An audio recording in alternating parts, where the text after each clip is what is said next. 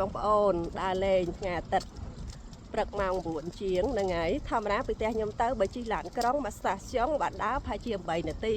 ប៉ុន្តែខ្ញុំអត់ដើរជិះទេភាគច្រើនគឺខ្ញុំដើរតាមមាត់ទឹកបែបហ្នឹងបងប្អូនណាហ្នឹងហើយស្រស់ស្រាយ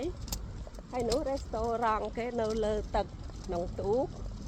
ហ្នឹងហើយដើរតាមផ្លូវទៅត្រង់ចឹងហើយចាអត់មានក្បិចក្បួចទៅណាទេ